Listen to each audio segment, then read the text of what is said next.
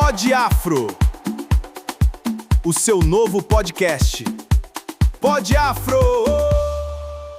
Salve família, tudo bem com vocês? Aqui é Caio Negro, idealizador do projeto Afro Leitura, chegando para mais um Pod Afro com uma convidada muito especial. Vem lá de Salvador, ó que da hora, ó. Escritora, poeta, mas ainda não vamos revelar quem é.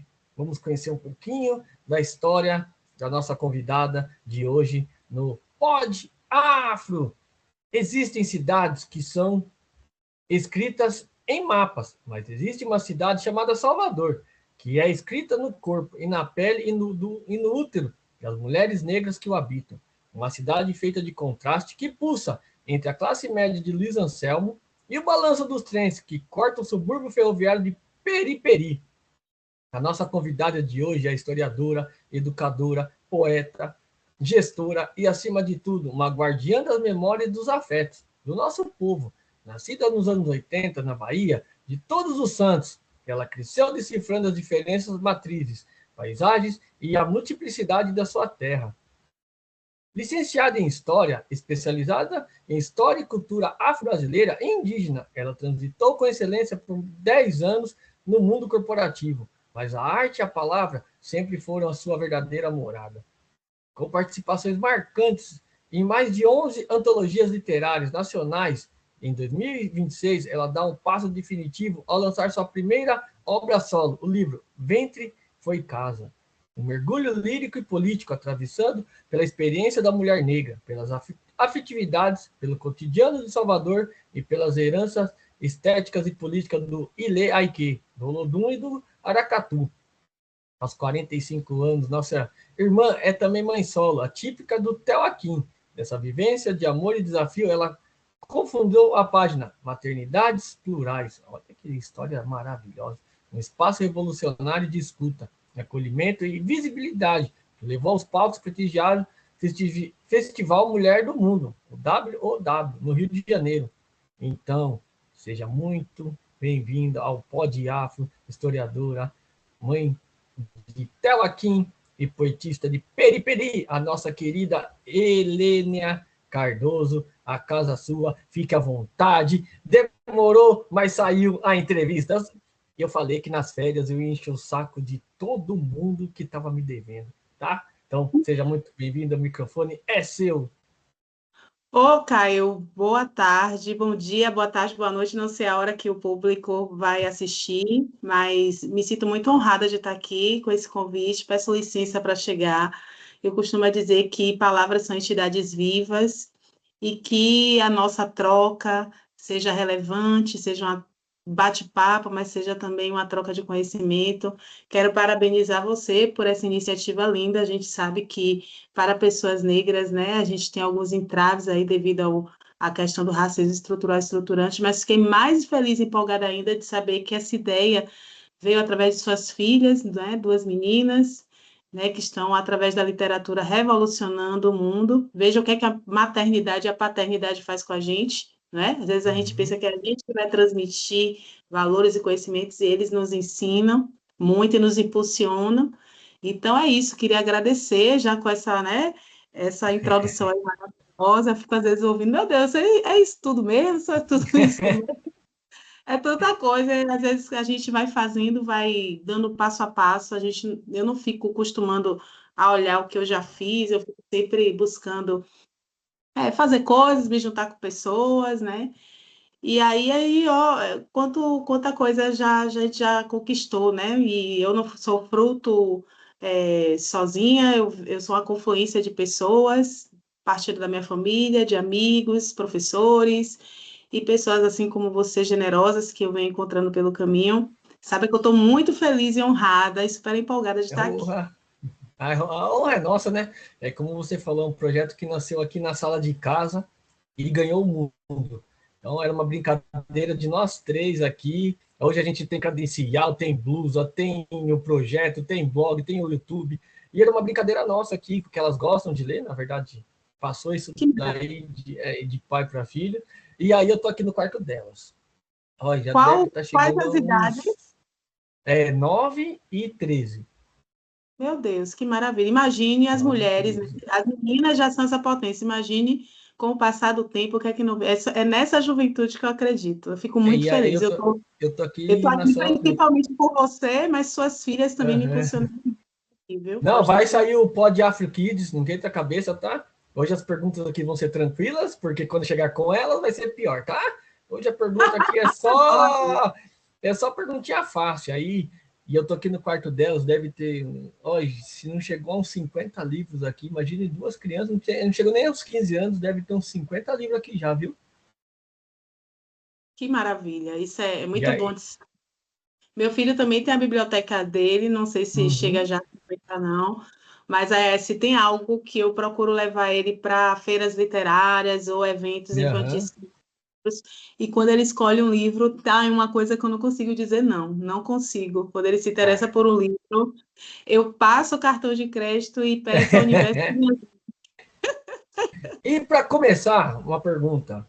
Da onde vem a Da onde veio a inspiração para se tornar escritora e como que começou essa trajetória sua de literatura, se formando também em história? Como surgiu esse conhecimento e, e seguir em frente? Olha, eu tive a sorte, assim como suas filhas, de ter um pai que me estimulava muito desde a infância, né, a literatura, ao cinema, ao teatro, e era muito rígido na cobrança dos estudos, né? Meu pai sempre foi esse cara que eu tenho um irmão chamado Ibson Cardoso, ele é DJ em São Paulo, inclusive, e meu pai era muito rígido em relação à cobrança do nosso desempenho escolar, mas não só isso, ele também estimulava muita gente através da arte e da cultura. Então, ele levava muita gente para o cinema, para o teatro, para os museus da cidade. Eu estava lembrando outro dia que meu pai fazia leitura de, por exemplo, de textos de dramaturgia, Dias Gomes, ele pegava eu e meu irmão. Então, assim, e olhe que é um homem evangélico, que a gente percebe que Uhum. dentro das igrejas, né, pentecostais não é tão comum você ver pessoas estimulando a cultura que seja secular, que é assim que eles chamam, né, a do mundo. E meu pai fazia muito isso, a gente ouvia Elis Regina em casa, a gente ouvia muito Djavan, não é? Meu pai, eu me lembro que o primeiro espetáculo de dança que eu vi foi Cisne Negro no Teatro Castro Alves, que tinha uma bailarina negra. Então, tudo isso, sabe? Eu creio que toda essa atmosfera de estímulo, que deve ser com certeza o que você faz com suas filhas. Então, eu creio que uma árvore nunca vai muito longe do pé. E tenho também as irmãs de meu pai, que são minhas tias, que são educadoras. Elas são da área de educação. E ao juntar tudo isso, a influência de meu pai, apesar de meu pai ter sido industriário, né, no polo petroquímico aqui de Camaçari, mas ele nunca teve muito longe desse universo da arte e da cultura. Inclusive, ele era um fotógrafo amador, né, como chama, e fazia eu e meu irmão do seu manequim ali, né, dos seus modelos para os seus experimentos com fotografia. Então, toda essa atmosfera de arte, de cultura e de estímulo através da minha família eu creio que veio a desembocar na pessoa que eu sou hoje, né? Que gosto de arte, gosto de cultura, e a literatura sempre foi uma ferramenta para eu poder ali desabrochar. Eu já fazia isso enquanto aluna, né? Quando tinha as redações para eu poder fazer, eu sempre me interessei muito e me desenvolvia bem, principalmente porque eu lia muito, estimulada pelo meu pai. Eu tenho uma tia minha chamada Nilzete Cardoso, que é formada em História, professora de História, hoje é diretora escolar. Então, eu vi aquela mulher imponente, né, falando Uhum. muito bem, argumentando sobre as questões do país e também do mundo. E todas as pessoas que têm assim, uma desenvoltura com a palavra, geralmente me chamam muita atenção, isso desde a tenra infância. E hoje mais ainda, né? Então, em verdade, se eu for parar para te responder isso, eu posso te dizer que as minhas primeiras influências foram a minha própria família. Que da hora, né? É onde começam nossas referências, né? Felizmente, na escola a gente não tem referências, né? Então a referência nossa começa dentro de casa. Aqui em casa, só para você ter uma ideia, eu sou neto da vovó do hip hop de Sorocaba, porque até então eu não gostava. Até então, eu vou falar para você, eu não era do mundo da literatura. Porque na escola a gente não tem, antigamente na escola, ela não tem aquele engajamento que você gosta de ler, porque os livros lá não tem interesse. E aí até eu conheci a cultura hip hop. Aí eu entrei no hip Perfeito. hop em 99, e aí eu ganhei o primeiro livro da minha avó, que era o Capão Pecado, do Ferrez. E aí daí em diante eu falei assim, é isso que eu quero para minha vida. E aí eu participei dos movimentos negros, participei de congressos, participei do Fórum Social Mundial, e a literatura entrou na minha vida. Hoje a minha biblioteca está chegando a uns 150, 160 livros. Tem o Amor da Raíssa e da Lívia, que esse tempo atrás a gente foi num sebo lá, ela falou assim, eu quero esse livro, assim, pega aí. Então é incentivo, como você falou, vem de casa, né? Nossa referência. E só pegando o gancho do que você está falando, que tem muito a ver com o que a gente está conversando, eu tenho 45 anos, né? Então, eu sou nascida nos anos 80 e as referências literárias que eu tinha na escola, muito esbranquecidas, Uhum. europeizadas, dos Estados Unidos, né? Eu não tinha, na minha infância, por exemplo, literatura voltada para crianças como eu, né? A referência em Uhum. relação à negritude que eu tinha na escola era muito negativa, ou quando a gente ia para aula de escola, os negros apareciam tão somente no século XVI a partir da experiência da escravidão. Então, tem um conto que eu tenho no livro, que é o último capítulo, o último conto né, que está no último capítulo, chamado Encontros, que são contos encantados que se passam na cidade de Salvador. E aí eu vou pedir licença a você para dizer que o hip hop ele também me traz uma outra perspectiva. Por quê? Quando eu entro na Universidade Católica do Salvador, nos anos 2000, meu irmão foi fazer letras, eu fui fazer história. E aí tinha uma matéria optativa chamada Música Popular Brasileira, né? E tínhamos que fazer um trabalho final. E geralmente as pessoas faziam o quê? Música de protesto, da era Uhum. da ditadura militar, ou música de novela. E eu chamei, meu irmão falou: olha, tem um professor que me dá aula, chamado professor Nelson Maca, não sei se você já ouviu falar dele, ele é até Uhum. Curitiba, ele é professor de letras, e ele mexe com essa questão de hip hop, ele faz sarau, tal, tal. Eu não conhecia o professor Nelson Maca. E quando eu conheci o professor Nelson Maca, eu começo a participar dos saraus, né? O nome do sarau dele era Sarau Bem Black, ele resgatou esse sarau recentemente que está acontecendo aqui no Centro Histórico de Salvador, num bairro. Nunca, cara. Então, o Inter... professor Nelson Maca, ele topou falar sobre o início da história da cultura hip hop aqui no Brasil. Então, ele, além de ir, levou discos, levou um grupo musical chamado Império Negro na época, que é de uma periferia de Salvador, que é chamado Império Negro. E eu fiquei muito encantada de começar a conhecer uma poética que falava positivamente de negritude, ou seja, isso no início dos anos 2000 eu não tinha esse acesso. E se não fosse meu irmão que me apresentasse, eu fizesse ponte com o professor Nelson Maca, talvez isso chegasse muito depois. Assim também como depois um colega meu foi me dar uma carona para vir para casa, e ele estava com um livro no porta-luvas, que era uma mulher negra, assim, né, bem imponente. Eu falei, que livro é esse? Ele, minha terapeuta me emprestou, mas eu não me interessei, não. E era nada mais, nada menos que Elisa Lucinda. E quando eu tive acesso a essa literatura, eu digo, Uhum. gente, é possível escrever sobre negritude, sobre outras óticas que não seja só da dor, da miséria, da exclusão. Então, gosto de dizer que minhas duas principais, primeiras referências de literatura negra foi o professor Nelson Maca, através dessa palestra que ele me ajudou, desse trabalho final, né, com toda a disponibilidade, com todo o seu arsenal, todo o seu know-how, e também a Elisa Lucinda, que é do Espírito Santo, mas é escritora, é atriz, ela também trabalha com oficina de escrita, uma mulher incrível. Eu tive a oportunidade de falar isso para ela. Eu falei, se eu não fosse ousada de perguntar de quem era aquele livro, o que se tratava, eu acho que eu não tinha contato. É uma mulher incrível, está aí, né? Produzindo também em larga escala, assim como o professor Nelson, que agora também é ator. Eu fui no ano passado para um espetáculo dele chamado Exu, né? Onde ele fala de Exu, que é uma divindade afro-brasileira que é tão temida porque as pessoas não conhecem, né? Uhum. E de perceber de que a arte, a educação e cultura fazem uma tríade perfeita aí para a gente ir desbravando e trabalhando diversas questões. Que da hora, né? Eu falo assim, eu acho que eu tenho que, eu falo para as duas que as duas me deu um privilégio muito grande de conhecer pessoas maravilhosas. Porque se acha que não fosse esse projeto, a gente não estaria aqui hoje.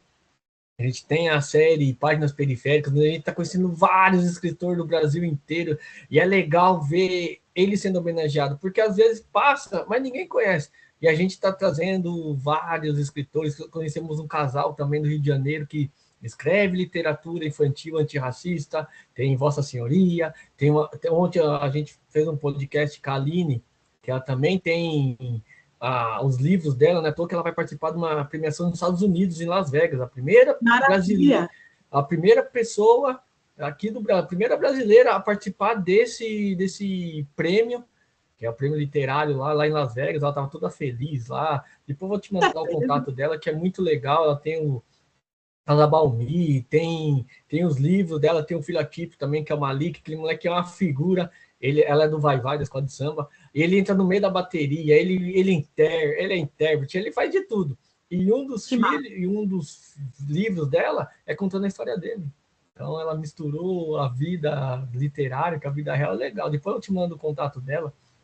E eu tenho uma pergunta. Favor. Eu também estou nessa saga de querer, já estou rascunhando meu infantil, mas ele ainda está em processo. Não, mas daí você vai ver só que legal, que ele tem acho que seis anos, o Malik tem, e ela aprendeu a ser mãe típica, mostrando para ele tem síndrome de Down, e ela vai fazendo ele entrando como ela aprendeu. Você tem uma ideia, ela começou na escola como empregada, era auxiliar de limpeza, e hoje ela é pedagoga na escola, então é legal pra caramba. Eu vou te fazer, tem várias perguntas aqui que a gente montou Por aqui. favor. Lênia, você nasceu nos anos 80 e cresceu entre os bairros de Luiz Anselmo e Periperi, acompanhando os trilhos do subúrbio ferroviário de Salvador. Como essa geografia física e social de Salvador moldou os seus olhos e ao seu coração para a literatura? Como é para você ver a riqueza do subúrbio se transformar em cenário e o território afetivo da sua escrita? Ai, que pergunta linda, maravilhosa. Todas as crianças, elas nascem com sede de conhecimento, né, de desbravar o mundo ao redor. Perceba que a criança, ela está ali com os olhos atentos, com o coração gigante, querendo abraçar esse mundo, conhecer, desbravar esse mundo. E todas as vezes que eu ia para a casa do meu avô, lá no subúrbio ferroviário, em Piripiri, né? E o trajeto até de sair, porque o bairro do Luiz Anselmo é o bairro mais central, num dos bairros maiores aqui de Salvador, chamado Brotas, e nesse trajeto eu já percebia a diferença geográfica, social, política, econômica, né? Porque o subúrbio ferroviário de Salvador é um complexo de 23 bairros, né, que é uma potência, que tem muita cultura, muita arte, mas a gente vê que pelo inchaço da cidade, até a forma como a cidade cresceu, que vai ser no centro antigo da cidade, ele vai se alastrando a partir dos processos de modernização, urbanização, industrialização, porque o subúrbio ferroviário foi um polo industrial da cidade, depois vai ser abandonado, né? Eu já percebia, mesmo criança, que existiam várias nuances de diferença até de comportamento do pessoal do subúrbio, que era mais livre, mais alegre, ou entrava na casa do outro, pedia uma xícara de açúcar, né? A vizinhança era toda muito mais achegada, existia conexão, inclusive de proximidade, muito mais latente do que acontecia já quando meu pai, né, vai morar ali, levar com a gente no Luiz Anselmo, que era um bairro mais de classe média, e que o afastamento já era mais latente, a formalidade, as pessoas já tinham, né, uma outra forma de se comportar. E eu creio que todas essas minhas observâncias, eu sempre me senti muito livre na Praça da Revolução, né, que foi onde eu tomei minhas primeiras quedas, o fato da casa do meu avô ter um quintal onde a gente pudesse desbravar plantas, experiências. Meu avô mesmo foi ferroviário, então tudo isso vai fazer parte do meu imaginário. O primeiro bloco afro, presidido por uma mulher, que fica ali também em Piripiri, chamado Araqueto, né? E depois eu vou me apropriar dessa história. O fato dos blocos afro conseguirem, através das suas letras, do samba reggae, falar de uma maneira positiva das histórias das Áfricas e de negritude, né? Que era algo que na escola eu não acessava, não se falava de uma maneira positiva e potente sobre a negritude. Então, era como se fossem dois mundos, sabe, Caio? No centro, né? Mas ali no Luiz Anselmo era uma realidade em relação à minha negritude, à minha constituição subjetiva. E quando eu chegava lá em Piripiri, eu era enaltecida como eu era. Eu percebo que as crianças tinham uma outra forma de se portar, tinham uma outra forma de comungar. Então, eram dois mundos que, olha que a gente está falando da mesma cidade, mas que tem os seus contornos, né? E isso, você também deve perceber isso, essa realidade Uhum. aí em São Paulo, que também é latente, mas uma criança que está começando a crescer e se desenvolver, ela vai receber isso de outras formas, de outras maneiras, muitas vezes sem entender, mas através da observância e também da muitos estímulos que eu recebi do meu pai, eu fui construindo, não é? Essas formas de compreender o mundo, que é o que chamado hoje é a cosmovisão, né? Qual é a visão que você tem de mundo? Eu creio que eu só sou a soteropolitana, a cidadã soteropolitana que sou hoje, pelo fato de eu ter tido contato com essas duas cidades, né? Ou múltiplas cidades, porque Salvador vai muito além da cidade alta, da cidade baixa. Uhum.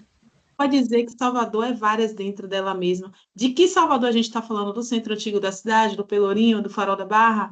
A gente está falando de Piripiri, de Pirajá, a gente está falando do Luiz Anselmo, de Cajazeiras, a gente está falando de Cosme de Farias, ou seja, Salvador, ela é muito múltipla, ela é muito diversa, e a gente precisa saber de que território a gente está falando. Isso nunca fez tanto sentido para mim, né? Salvador, ela não é homogênea, ela não é só aquela cidade do cartão postal, sabe?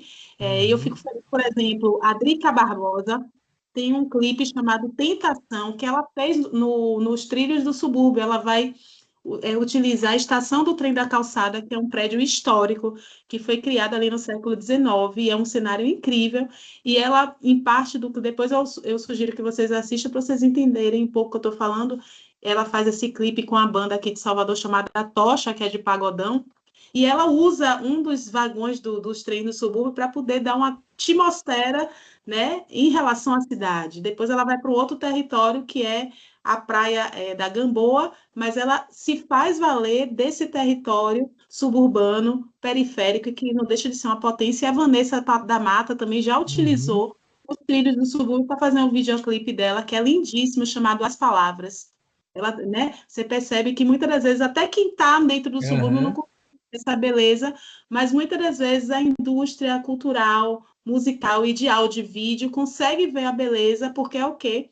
Quanto mais raízes, mais antena, né? É algo, quando eu digo que eu sou do subúrbio ferroviário, quando eu boto uma camiseta, né? Piripiri, as pessoas, vêm cá, você trabalha? Eu digo, não, eu sou filha de suburbanos, eu me identifico com esse território e falo também através dele, ele me constitui. Então, eu acho que são essas possibilidades que, de alguma forma, chegam também na minha escrita. Que daí eu vi mesmo só com aquela camisa sua, uma cinza.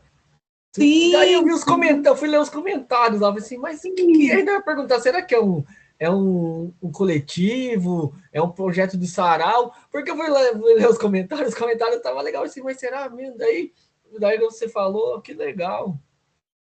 Porque às vezes a gente precisa ser barrista, a gente Aham, precisa com certeza. afirmar, porque muitas das vezes o subúrbio só é visto no momento das eleições que estão agora, Uhum, né? A gente, infelizmente, a linha do trem, ela foi retirada e vai virar VLT, né? Vai se transformar em outra coisa. Na época, foi, se não me engano, em 2022, que o trem, né, foi desativado e tinha uma passagem do valor simbólico, caiu de 50 centavos, então tem muitas porque assim, ó, o subúrbio ferroviário de Salvador é dos subúrbios mais bonitos do Brasil, porque ele é banhado pela Baía de Todos os Santos. Então tem muitas marisqueiras, muitos pescadores que vivem da pesca, né? E o que que acontece? Ao pegar o trem e sair, né, e ir para o centro da cidade, mais para o centro ali, para a região que a gente chama de Calçada São Joaquim, muitos deles vendiam os seus insumos e conseguiam fazer esse transporte com preço simbólico. Existe ainda toda uma luta, uma resistência, mas que, infelizmente, né, os moradores do subúrbio não tiveram essas reivindicações, então a gente precisa estar se posicionando, se apropriando dessa história, né? Tem centros, tem sarau, sim, que acontecem em vários bairros do Sul. Como eu falei para você, é um complexo de 23 bairros. Ele compõe uma população de 25% da população de Salvador, que vai em torno de 3 milhões de habitantes. Então, assim, tem muita potência. Tem um parque ecológico, né, que se chama Parque São Bartolomeu, que tem nada mais, nada menos do que 4 cachoeiras, e é um lugar sagrado para as pessoas de religião de matriz africana, onde houve resistência nos processos de luta e independência do Brasil na Bahia, né? A independência através do Júlio. Então, é um território que tem muita história e que, quando a gente não se apropria, ele é diluído, né? aham. Isso daí é um griot. Mais uma griot que a gente tá, mais uma aula que a gente está aprendendo aqui sobre Salvador. Antes de continuar, eu gostaria de agradecer aos patrocinadores aí, os caras acreditaram em nós. A gente apresentou o projeto, né? Que, querendo ou não, é um projeto pequeno ainda. Já falei para as duas que eu quero que as duas fiquem famosas para o projeto, para mim parar de ser CLT, não quero mais essa vida. Pizzaria e Batataria Cristal, Fogaça Regina, a Renatinha Domingues do Estudo Beauty, Mundo dos Chaveiros, Restaurante Nova Vida, o Cave Design, o DJ Kurt Mendes.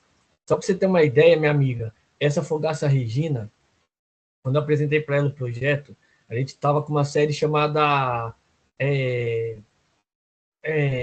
Pioneiras do Hip Hop. E a Regina foi a primeira MC do Brasil e ela abraçou nosso projeto. A MC Regina está me devendo, ela está me devendo aqui no Pod Afro, mas eu vou pegar ela, deixa. E A aproveitei, gente então, precisa e ela, principalmente mulheres, né? e ela falou, Caio, muito obrigado porque você está fazendo isso, porque muitas pessoas que estão dentro do hip hop nunca ouviram falar o nome dela, e eu trouxe um pouquinho da história dela, a gente homenageou ela na Júlio das Pretas, Vossa Senhoria também será homenageada, tá? Por aqui, você vai ganhar uma... Ó, você pode pedir música, que você vai participar do Páginas Periféricas, participou do Pod Afro e vai ganhar do Júlio das Pretas também.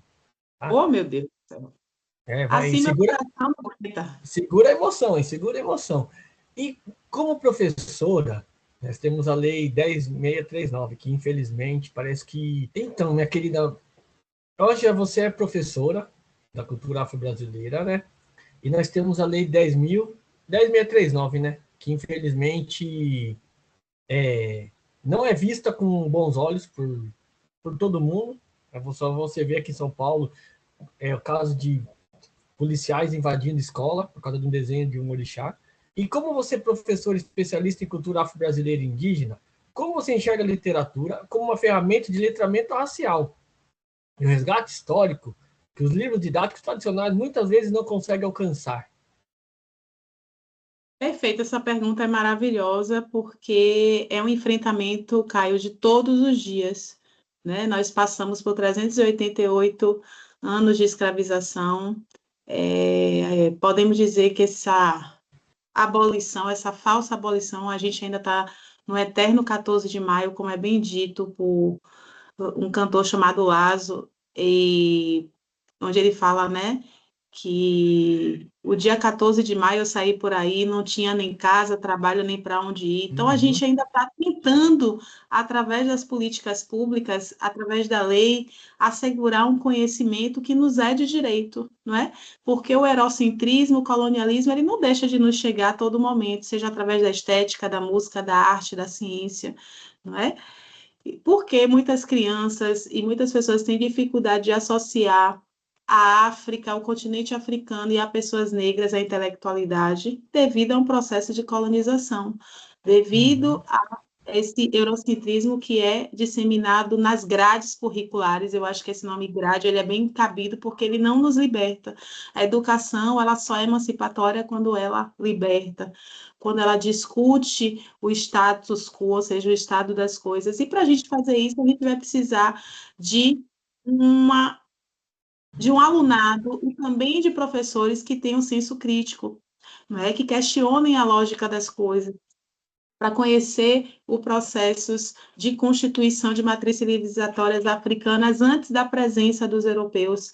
Eu costumo dizer que existe uma história da África sem o Brasil, mas não existe uma história do Brasil sem o continente africano, né? Existem diversos elementos da base da construção da identidade brasileira que estão constituídos tanto nas africanidades, eu gosto de botar no plural porque a África não é um bloco só, não é um bloco uno, assim também como as etnias indígenas, o apagamento histórico é tão grande que nós não conseguimos nos ver. Tem uma frase do Emicida, e eu gosto sempre de estar linkando com música, porque música também é literatura, né? Quando ele diz cidades são aldeias mortas, né? Quando é naquela música Passarinhos, que ele tem como... Ó, Vanessa da Mata sendo citada mais uma vez, né? Tem uma frase que me chama muita atenção quando ele fala que cidades são aldeias mortas. Por que a gente não consegue ver as referências, por exemplo? Salvador é uma grande aldeia tupinambá, onde os vestígios dessa etnia estão no nome de alguns bairros, como Piripiri, Paripe, Piatã, Imbuí. né? Abaeté. Existem vários nomes de território, assim como em São Paulo também eu percebo que tem vários nomes em relação a diversos territórios que fazem referência a essas etnias indígenas, mas a gente não consegue se ver porque o processo de apagamento histórico é tão grande que quando vamos falar ou retratar ou resgatar ou dar devido protagonismo às matrizes, né, indígenas, dos povos originários e dos povos africanos que foram arrancados do continente africano para cá, a gente percebe, inclusive, uma rejeição. E olha que eu estou falando de Salvador, que é uma cidade de 80% constituída por pessoas pretas e pardas, e que não deixa de ser uma cidade, Caio, extremamente racista. Eu faço só um convite para a gente refletir de que nós nunca elegemos um prefeito ou prefeita negro. Nunca elegemos. O único prefeito negro que acessou o poder foi na época da ditadura militar, como era chamado de prefeito calça curta, que eram indicados pelos governadores, o professor Edivaldo Brito, um homem negro, retinto, que ele está, né, vivo até os dias de hoje, e ele só exerceu o poder durante 6 meses, tá? E é isso, a gente não se conhece, então não é um trabalho fácil, porque eu percebo que existem alguns segmentos de religiosidades neopentecostais que têm feito um trabalho, principalmente nas periferias, de trabalhos sociais, ideológicos, sob o ponto de vista do proselitismo religioso, que quando nós vamos trabalhar esses assuntos de sala de aula, às vezes o próprio aluno ele rejeita, né? Quando a gente vai falar sobre a mitologia africana, através dos orixás, eles rejeitam porque já é tão trabalhado essas questões da rejeição, do preconceito, dentro das suas igrejas, que às vezes a gente tem dificuldade de acessar. Então, o que é que eu vou buscando? Brechas no sistema para poder trabalhar esses conteúdos. E eu uso esse tripé da literatura, do cinema e da música. Eu estou sempre fazendo referência. Sempre é o meu tripé, né? A cultura pop, ela pode nos ajudar muito nesse sentido, porque a música, ela não pergunta, ela toma de assalto. O filme, ele não pergunta, ele vai, né? E por aí vai, por exemplo, eu descobri através, engraçado, de Larissa Luz, não sei se você conhece essa cantora, né? Ela é muito potente, ela é daqui de Salvador, e ela tem um disco que eu recomendo para todo mundo, chamado Território Conquistado, onde tem uma música dela chamada Nollywood, onde ela vai fazer referência ao maior segundo polo de cinema do mundo, que se chama Nollywood, e fica onde? Na Nigéria. Eles produzem nada mais, nada menos do que, em média, 1.000 filmes por ano, e é o segundo polo, depois de Hollywood, é Nollywood, e que fica na Nigéria, que fica no continente africano. Mas tudo que nos chega sobre o continente africano é o quê? É negativo, é doença, é miséria, não é? São guerras étnicas, e o continente africano, assim como outros continentes, também tem muita riqueza, muita ciência, muita tecnologia. Então, é um trabalho também exaustivo, de formiguinha, e que nós temos que ter estratégias para publicar. Não é fácil, tá? Eu não vou romantizar. Quando a escola não tem um projeto político-pedagógico alinhado a essas questões, olha que eu estou falando de Salvador, gente, da serra mais preta, fora do continente africano, a gente percebe que existem muitos entraves e que é um trabalho de enfrentamento. Então, a gente tem que estar sempre estudando, se atualizando. Eu gosto muito de utilizar a Bárbara Carini, que é uma intelectual diferentona. Eu gosto de utilizar muito Carla Cotirene, a própria Djamila Ribeiro, Joyce Bert, poetas também que estão próximos de mim, músicas que também estão relacionadas à literatura. Sempre estou fazendo muita referência às letras de rap, falo muito de Emicida, Rael tem uma música dele mesmo chamada Diáspora, que eu utilizo bastante em sala de aula. Então, assim, não é fácil porque a gente tem que estar o tempo todo ligado também no que essa juventude traz para a gente tentar traçar esses diálogos, entendeu? Mas é minha missão de vida. Eu acho que eu nunca tive tão aliada ao meu propósito. Me dá prazer quando eu vejo que eu consegui promover uma discussão, o olho de alunos brilha quando eu falo da questão das contribuições científicas e tecnológicas de pessoas negras, como, por exemplo, o GPS, a criação do semáforo, né? Quando eu falo das ciências e tecnologias que foram criadas lá já desde o Cambridge. Então, quando a gente quebra paradigma e a gente traz alguns caminhos, né? É muito interessante. Eu me sinto plena quando eu estou nesse papo. Eu tenho orgulho de ter uma amiga aqui, a doutora Rosana Rocha, que ela é diretora da escola da minha filha. Depois você procura lá no Instagram, né? Doutora Rosana, eu te mando. E ela pratica educação antirracista aqui na escola. Que Ela, maravilha. ela participou da Marcha das Mulheres Negras, ela é uma militante, ela é do Conselho do Negro aqui da cidade de Sorocaba, aqui. E eu tenho muito orgulho, né, quando a gente fala, quando ela não sabia do nosso projeto até então, ela falou com a Lívia, mas aquele projeto Afroleitura é você e seu pai e a Raíssa? Eu falei assim, vocês me enganando, né? E aí ela deixou elas falar uma fala dentro da escola, e ela recebeu uma homenagem, até a TV Tem, que é a filial da Rede Globo, fez uma matéria com ela, depois eu vou te mandar tudo aí, e ela está fazendo um curso sobre educação antirracista na escola. Que maravilha. Depois eu Isso é te muito mando lá o bom. link lá para você participar, e falamos da sua área como professora, como mamãe, ainda vamos chegar, e agora vamos chegar numa área que acho que nem você imaginaria. Sim. Escritora. Como surgiu? Eu não vou estar no livro ainda, só queria saber de só um trechinho. Como surgiu para você essa parte de ser escritora? Bom, eu trabalhei durante mais de 15 anos no mundo corporativo, né? E quando eu voltei da licença maternidade, eu comecei a ficar muito incomodada com o meu trabalho. Eu via que ali aquele trabalho não ia fazer, eu não ia, através daquele trabalho, ter uma contribuição política real de transformação da sociedade. Por que eu digo isso? Quando eu fui fazer o exame para saber da ultrassonografia e soube que eu ia ser mãe de um menino preto, sabe qual foi o pensamento que me veio na hora, Caio? Ah, Eu vou ser alvo, mãe do alvo do Estado. é, Mais uma porque vez, o racionais na a, minha cabeça. a A bala cada nunca é 23 perdida, né? minutos, um jovem negro é assassinado, o Uhum, genocídio. Meu Deus, meu filho vai ter que sair com a identidade, com a nota fiscal da bicicleta dele. O que é que eu vou fazer para poder contribuir para a mudança? Então, esse menino me mudou totalmente, assim, uhum, sabe? E aí, quando eu volto da licença maternidade, eu percebo que aquele lugar não me cabia mais, peço demissão.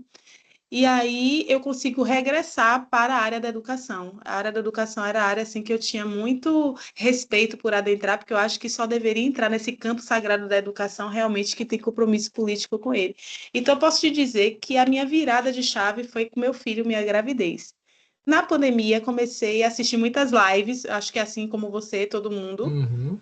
E aí eu comecei a conhecer um grupo de mulheres que começaram a fazer publicações independentes através de antologias. Aí eu fui participando de uma, participando de outra. A Elisandra Souza, que também é daí de São Paulo, fez uma coletânea chamada Literatura Negra Feminina, onde eu fiz uma poesia chamada Menino Miguel, falando sobre aquele fato horroroso que aconteceu em Recife em 2020, né?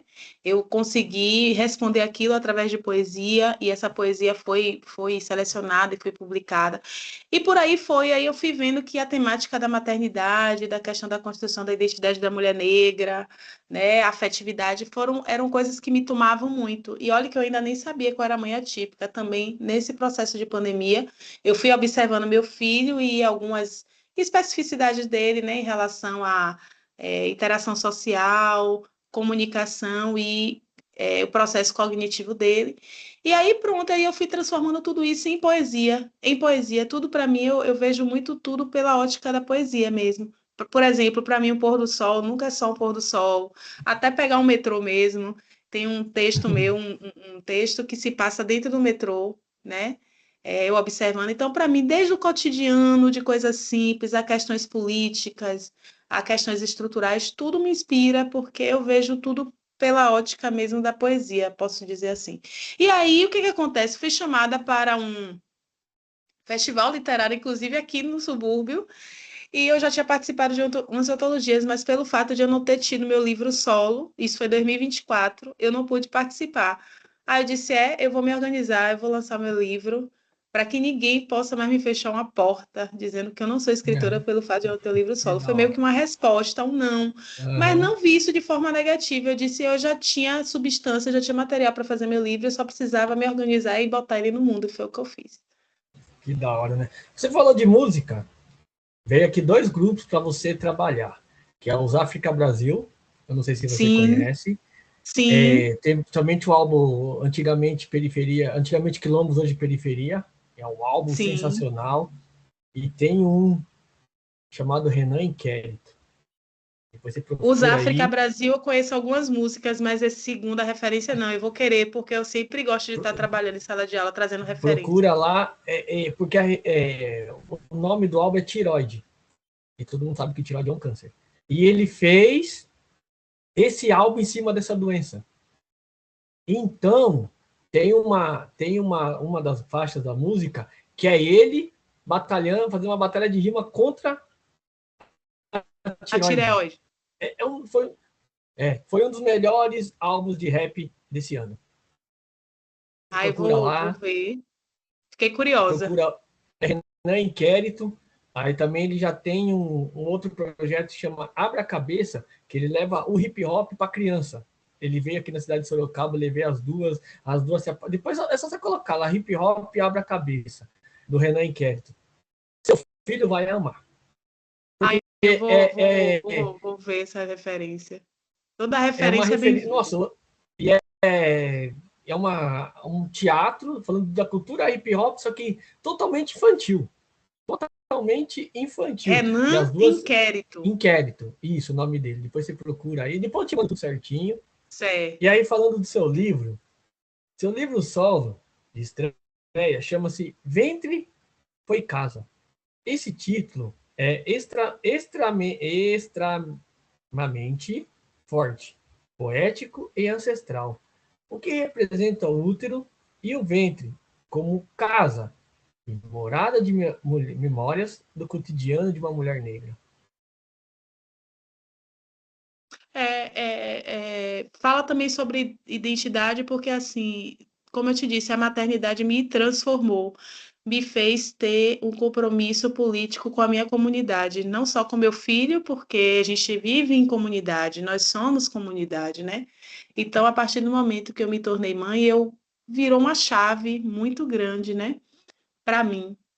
E aí, esse lugar do gestar é o lugar do quê? Do construir, do trazer a vida, não é? É de transformação. O corpo da mulher muda, né? A nossa cabeça muda, a gente começa a olhar o mundo ao redor, não só no nosso umbigo, mas para essa criança que está vindo, que é um presente do universo, e a gente não sabe quem é aquela pessoa. A gente vai construir uma relação com essa pessoa, e o elo de ligação é esse ventre, né? A gente tem ali as 40 semanas ou 9 meses, como queiram chamar, a gente fica ali idealizando quem vai ser essa criança, do que ela vai gostar, como é que vai ser, será que eu vou dar conta? Será que eu sou maduro o suficiente para trazer alguém à vida? Como é que vai ser? A gente faz muitas perguntas, né? E eu ainda estou construindo respostas, estou buscando, né? Porque a Helênia lá de 2018, que quando teve Theo, não é a mesma de hoje. Uhum. Mas eu percebo que essa mulher que eu sou hoje é fruto desse ventre que foi casa, né? Quando meu filho vem, eu perco, porque assim, olha, Caio, pode até parecer louco, mas eu era muito tímida, sabe? Até se você me conhecesse em 2018, você ia ver o quanto eu era medrosa, tímida. Se eu tivesse que falar no microfone, eu me pelava de medo, eu tremia, eu gaguejava, sabe? Eu queria muita coisa, mas eu não botava na prática. Eu ficava ali, não, eu tenho que me preparar mais. Aí eu tomava 1000 cursos de oratória, 1000 cursos de escrita, fazia sempre oficinas, mas eu nunca botava em prática, porque eu nunca me sentia pronta o suficiente. E eu nunca vou estar pronta. Uhum. Mas a minha coragem, e outra coisa que a maternidade fez comigo, e eu falo muito nesse livro, me humanizar, dizer, cara, não dou conta, hoje não foi bom, é, aprender a dizer não, a se acolher, a se permitir ao erro, mas não se desumanizar por isso, porque a nós, pessoas pretas, né, nunca é dada a segunda chance. Tem um poema nesse livro chamado Big Black Brasil, que é um texto que eu falo em relação àquele Big Brother que teve em 2020, onde teve o maior contingente de pessoas negras, né? Desde Projota a Carol Conká. E cada dia que eu ia assistindo aquilo me fazia muito mal, porque eu percebi que nós, como racionais dessa vez, né? Nós somos aqueles loucos que a nós não é dado o lugar do erro. E isso me dava muito medo, me trazia um estresse muito grande. Eu digo, olha, cara, eu não vou nem tentar, porque se eu errar. Então, hoje eu me permito, sim, com todo o afinco, claro que eu não faço nada de forma aleatória, eu nem gosto desse nome aleatório, eu falo muito isso para os meus alunos, nada na vida é aleatório. Né? A gente tem que se preparar, a gente tem que ter propósito, alinhamento, disciplina, mas também o mundo não é perfeito, somos, né, o sinônimo da humanidade é a imperfeição, então eu abracei essa imperfeição a partir da minha maternidade. Então eu digo que ventre foi casa, essa casa que abrigou a criança, mas que também me transformou, né, me transmutou numa pessoa diferente, mais acolhedora, primeiro comigo mesma, eu só vou conseguir acolher o outro quando eu me acolho. Então eu faço todas essas reflexões, né? A gente, esse lugar da guerreira, da que não erra, da que está pronta para briga, para tudo. Mas não, é importante lutar, é importante brigar, né, dignamente, mas também é importante se humanizar, né? Saber que a gente não vai dar conta de tudo, que a gente vai precisar de ajuda, que não somos autossuficientes, né? E que não se faz nada sozinho. Então a maternidade me deu outro clique de vida, sabe? Eu me sinto muito mais fortalecida por saber que eu não sou o suficiente, que eu vou precisar de muitas pessoas para poder alcançar espaços. Que da hora, né? É igual ontem a gente conversando, no outro falando com a Aline também. Ela, quando ela soube do Malik, né? Então, assim, cara, minha vida mudou totalmente. Eu sou mãe solo, tenho um já de 20 e nasci na Parque Regina, Capão Redondo, lá na terra de Racionais. E ela falava a mesma coisa. Enquanto eu não vi o Malik, era uma vida, era uma coisa. Depois do Malik, minha vida se transformou, porque eu tinha que saber como é que eu vou trabalhar com ele, tive que passar por. Então, é importante da mãe, né? A mãe ali que tá ali, como que. Às vezes nem tudo vai dar certo, às vezes você vai ter que estar esgotada no último lá e ter que estar com um sorriso no rosto, mas por dentro, hoje eu não aguento. E é mais difícil assim, né? E eu acho que o livro seu foi, como que fala? A chave de ouro, né? O brilhinho no olho que você fala assim,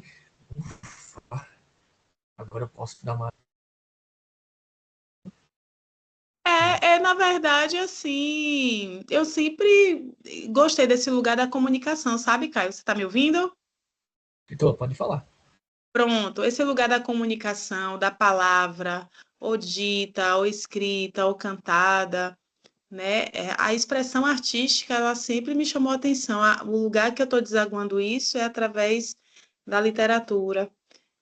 Mas é isso, foi uma provocação. Às vezes a gente recebe uma provocação da vida e a gente vai fazer o quê? Vai se lamentar ou o que que a gente vai utilizar de ferramenta para realizar, né? Porque ficar, poxa, eu poderia estar falando isso aqui com um amigo conhecido em relação a esse não que eu recebi. Mas olha o que eu consegui fazer, né? Consegui Aham. ressignificar esse nome, eu gosto da ressignificação. Eu poderia ficar, poxa, não participei do Festival do Subúrbio, porque não participei naquele ano. Também eu não vi mais esse festival acontecendo, nunca mais vi nada sobre ele. Vou até perguntar. Já tem 2 anos, ele aconteceu em 2024. E gostaria muito que ele voltasse para que eu tivesse essa oportunidade de ir lá. Mas tem outros festivais que estão me abraçando. Vamos ter agora em agosto o Flipelô, que é um dos festivais mais emblemáticos de Salvador. O Festival de Feira de Santana, que é uma cidade próxima aqui de Salvador também, não é? Estive na Bienal do Livro Bahia, então assim, eu venho me realizando, eu acho que é isso. É como o Caetano deixou para a gente, né? A gente nasceu foi para brilhar, não para morrer de fome. E essa fome não é só a fome Com literal de certeza. comida, é a fome simbólica. O que é que você deseja? O que é que você projeta? Isso eu pergunto muito para meus alunos, né? A gente está num mundo de respostas prontas, de A, de tudo, né? Na receitinha, as pessoas querem mapa, não querem bússola. O que é que eu estou querendo Uhum. dizer com isso? Por exemplo, Caio, o que você, seu trabalho está fazendo é incrível.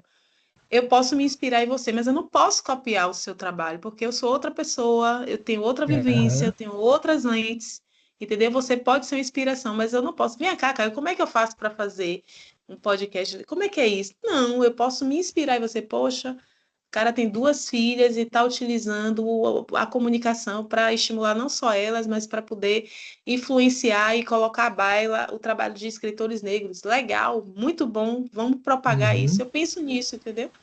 De que é isso, a gente tem que saber por que que a gente está aqui, né? Não pode Sim, ser só um sim. passeio aleatório. A vida é muito curta para a gente não saber porque a gente nasceu, né? É uma frase também, um provérbio africano, que você viva tempo suficiente para saber o motivo de você ter nascido. Eu acho que eu só descobri isso aos 40,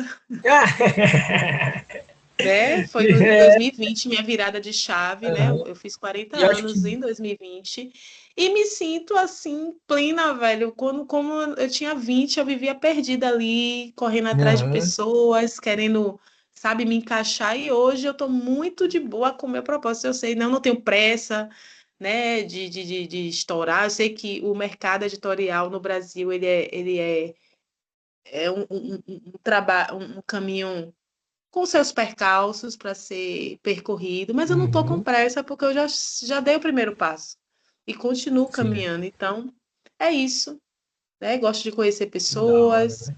né? Aham, Eu não estou com pressa, eu tô, sabe, se hoje eu fizesse minha passagem, claro que eu não quero, mas assim, eu estou alinhada ao meu propósito, eu não estou perdendo mais tempo, eu sinto isso, que eu não estou esvaindo o meu tempo entre os dedos, eu estou fazendo e acontecendo, tanto no meu exercício da minha função como professora, como escritora, como mãe, eu sou uma mãe presente, eu sou uma mãe que estimulo.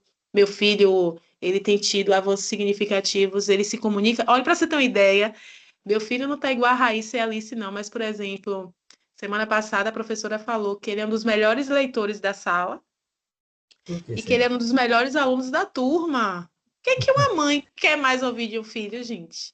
Aham. Né? Então, É igual aqui em casa com as duas, né? Eu chego lá, a professora tem reclamação? Não tenho, Caio. Como é que eu vou reclamar? Olha o boletim delas. É só 9 e 10, é 9 e 10, é 9 e 10. Aí a Raíssa agora tá foi para sexto ano, né?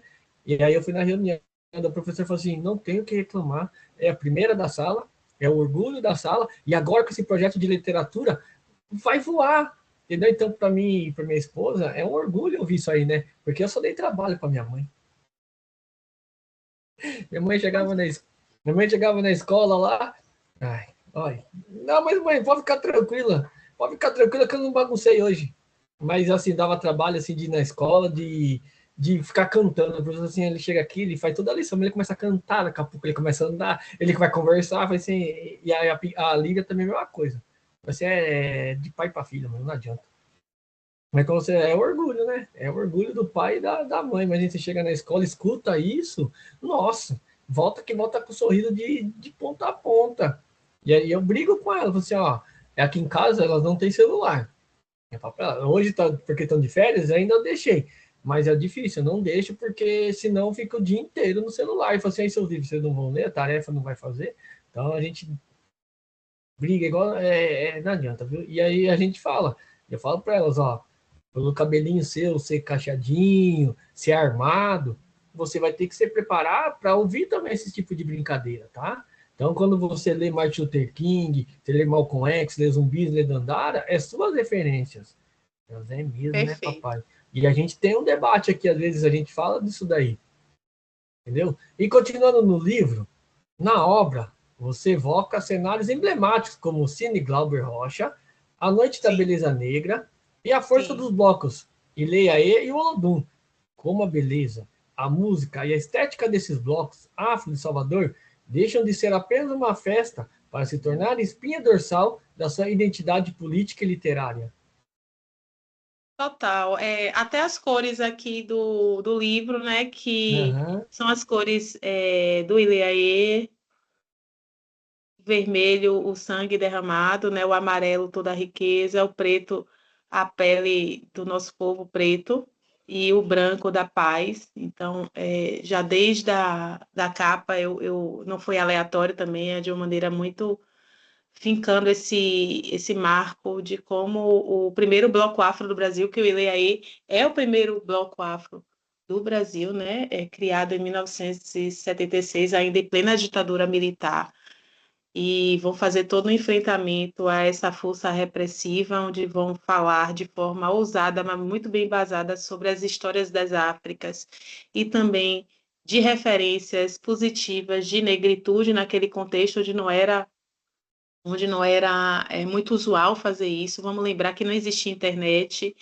e que muito da literatura que se chegava sobre as histórias das Áfricas ou sobre referência dos movimentos negros no mundo vinham em outras línguas, como inglês, francês, e tinham que ter uma pessoas que traduzisse esse material para que a ala de compositores conseguisse, em cima de temas, produzir as letras das músicas, né? A Noite da Beleza Negra, que é um concurso da Deusa do Ébano, que representa durante o ano o Bloco Afro Ileaê, e eu utilizo esse cenário do Curuzu, que fica no bairro da Liberdade, que já foi considerado o maior bairro negro da América Latina, né? E onde é a sede do bloco, e existe toda uma movimentação cultural, estética e também econômica em torno do bloco.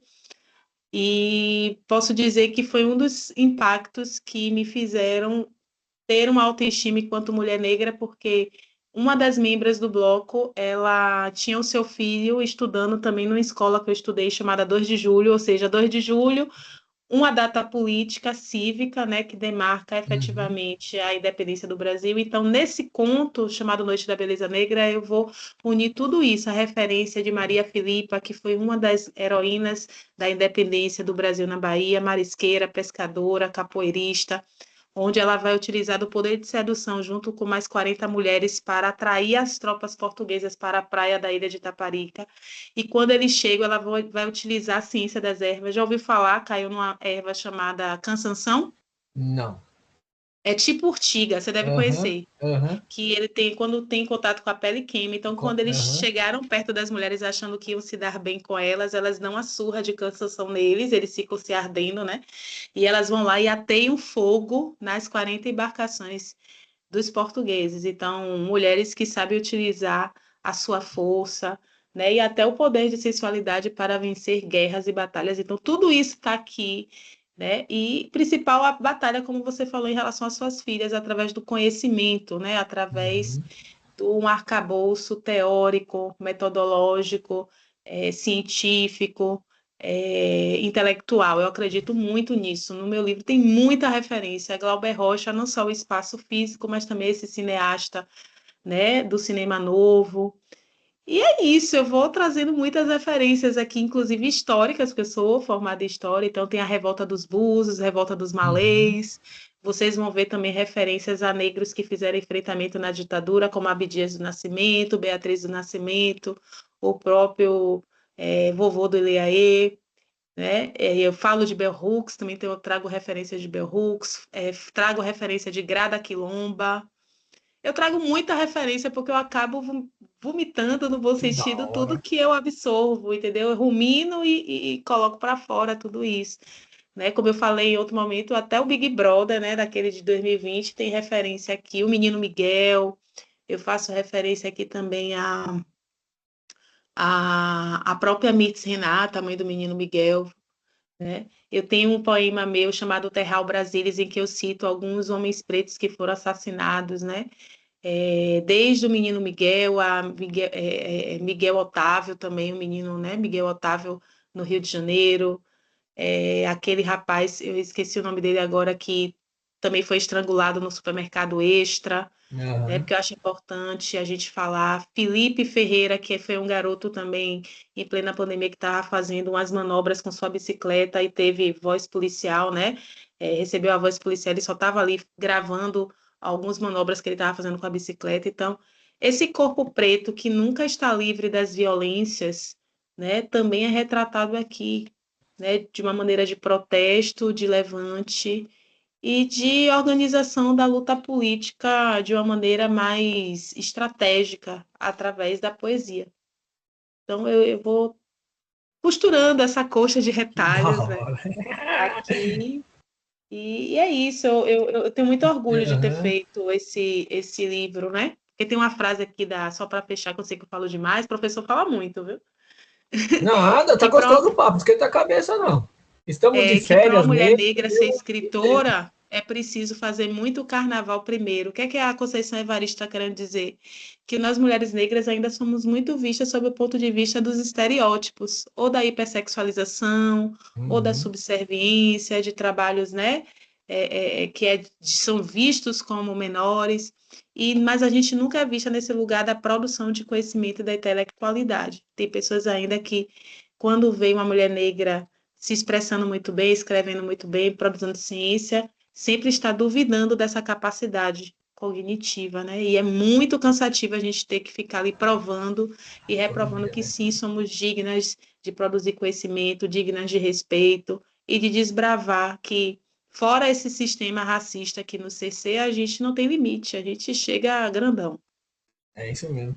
Eu vi mesmo a fala da Aline, né? Recebeu um prêmio internacional vindo de uma comunidade periférica, e ela falou: não tem apoio do governo. Agora, se fosse ao contrário, lá fora, nos Estados Unidos, com certeza teria apoio. Porque lá, Pois é.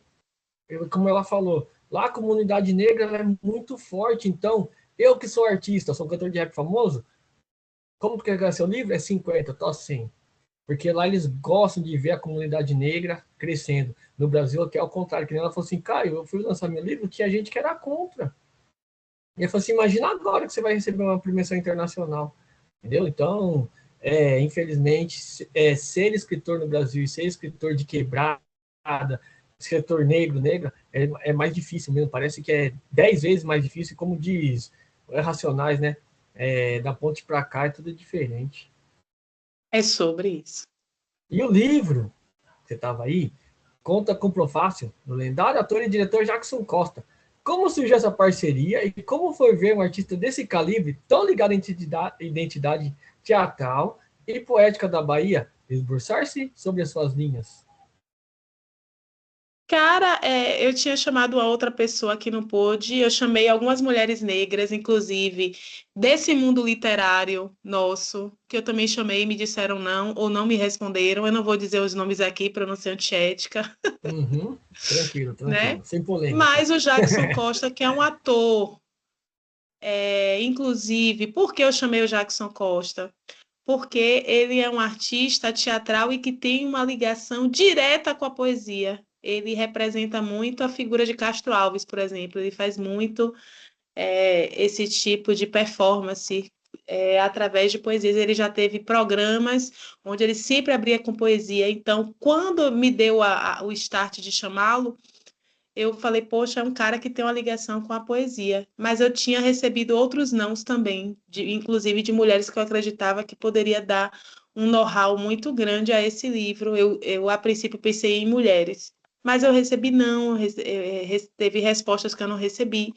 E o Jackson Costa, eu não conhecia ele pessoalmente, só conhecia através, assim, já tinha visto espetáculos, já tinha visto programas, a novela Renascer, ele fez a primeira versão de Renascer, de Pedra sobre Pedra. E quando eu mandei o direct para ele, mandei o livro para ele, né, através de PDF, ele foi muito receptivo, muito atencioso, e ele me fez, assim, referências com Agostinho Neto, de Angola, né, ele enalteceu, ele brindou o livro de uma maneira muito potente. Depois eu tive a oportunidade de conhecê-lo pessoalmente, agradecê-lo, e ele foi muito receptivo e não foi nada à toa, mais uma vez, não foi aleatório. É um homem que tem uma relação direta com a palavra poética, com a performance poética. Um homem muito sensível. E é isso. Às vezes a gente tem que buscar alternativas, referências, para a gente não ficar, né, preso a uma só alternativa, né? Uhum. Infelizmente, as pessoas que eu pensei não puderam ou não quiseram. E aí é isso, acho que na vida o importante é ter opções. E quando a gente tem referências, a gente consegue ampliar Sim. esse campo de possibilidades. Para mim foi uma honra, porque é um ator experiente, um diretor teatral experiente, e principalmente por ter uma relação com a poesia. Não foi à toa, não foi só porque, né, devido à trajetória, não. O fato de ele ter uma relação direta com a poesia também foi uma das minhas estratégias para poder convocá-lo, para poder fazer esse pós-fácil. Eu fiquei muito feliz, assim, ficou muito bonito o texto dele. Eu imagino o coração como que ficou, né? A hora que ele falou assim: claro que eu aceito. Não, tem uma hora que ele fala assim, tem uma hora que ele fala no texto, não sei porque ela me escolheu. Eu digo, gente, como ela sabe? Né? Que ele Que diz da que hora. sentiu também, né? Eu acho que eu creio que ele nunca tenha feito um pós-fácil. Acho que a forma que ele reagiu, né? Uhum. Às vezes a gente vê aquele ator e não vê ele na possibilidade do escritor também, né? Eu vejo que as pessoas do Uhum. teatro, da dramaturgia, elas têm uma relação com a palavra muito Sim. direta. E eu achei assim, pela reação dele, eu posso estar até errada, depois eu posso até perguntar a ele para não estar falando besteira, mas a forma como ele reagiu, e até como ele escreveu, não sei o que fiz para merecer Aham, escrever esse prefácio. Ele tem isso no texto. Aí eu digo, gente, como assim? Eu que estou sendo agraciada aqui pelo seu signo, aham. não ao contrário. E, Mas é uma pessoa que pessoalmente também de uma simplicidade, de uma, sabe, de uma mansidão, assim, maravilhoso, maravilhoso. não adianta. Aí quando a gente pega nossas referências, a gente fica sem palavras. Ó, eu tô no hip hop há 20 e poucos anos. E aí agora eu fiz aquela série das pioneiras e eu conheci todas elas. E aí, para mim falar com elas, eu tremia. Eu disse, então, não tenho essa menor. O Caio, fala direito, por favor, que você é das antigas do rap de Sorocaba. Não, mas não tem como ser minha referência. Ontem eu estava falando com a Cris do SNJ, eu tremia para falar com a Ah, nega. maravilhosa, conheço o SNJ. Inclusive, quem me Então, ensinou a gostar do SNJ foi o professor Nelson Maca. Ele sempre então. fala muito de SNJ nas falas Uhum. dele. E aí ontem eu tava falando com a Cris do SNJ, eu tremia, assim, ô parceiro, você é longa data do rap, do hip hop, tá tremendo assim, mano, vocês são referência nossa, vocês não sabem a importância que vocês têm nas nossas vidas. Aí quando eu falei isso, ela falou assim, pera que eu já vou falar com você, você vai, eu vou enxugar os olhos, eu vou enxugar aqui o olho aqui, que você me fez eu chorar. Porque a gente tem essas referências, né? E quando a gente fala com as nossas referências, nossa, parece que a gente ganhou o Oscar, ganhamos o prêmio lá, o Nobel, Sim, porque a gente vê eles direto. E eu tenho uma pergunta muito total. legal, entre tantas aí que a gente tem, uma pergunta sobre você, mãe. Você é mãe, atípica do TEL, e uma das idealizadoras do Maternidade Plurais, projeto que te levou a debater no Festival Mulheres do Mundo. No Rio de Janeiro, a sociedade idealiza muito a maternidade, criando uma imagem de perfeição, que muitas das vezes exclui e silencia as mães negras, as mães solos e principalmente as mães atípicas. E no seu livro, você escreve que o ventre foi casa, mas depois que os filhos nascem, o mundo real se apresenta com todas as suas barreiras. Barreiras de uma sociedade que muitas vezes não sabe acolher a neurodiversidade. Como a sua escrita e seu espaço de escuta na internet ajudam a construir uma nova casa de afeto, acolhimento e proteção para o Theo e para tantas outras mães que se sentem desabrigadas pelo preconceito. Menino, isso aí é a pergunta de milhões. Pergunta de milhões. Assim, ó, Caio, como eu disse para você, eu parei de olhar os percalços e tô olhando mais para o caminho, sabe? Para cada passo que eu venho construindo, para cada pessoa que eu vou ter seu diálogo, para cada ação que eu me movo para fazer. E uma das ações que essa página Maternidades Plurais me concedeu é a questão da escuta. Né? Você falou uma coisa muito interessante, que as mulheres são colocadas, as mães são colocadas nesse lugar mítico em cima de um pedestal, né? E as mães, elas erram, as mães, elas acertam, as mães, muitas vezes estão num lugar de sobrecarga, né? Porque esse lugar do cuidado, aí eu já vou falar um pouco da construção de gênero, né? Quando a gente pega uma boneca e dá para uma menina de 2, 3 anos, a gente está dando um recado para ela. Existe uma expectativa de que ela seja uma propensa cuidadora, se não do filho dela, do irmão, da mãe, do filho, do marido.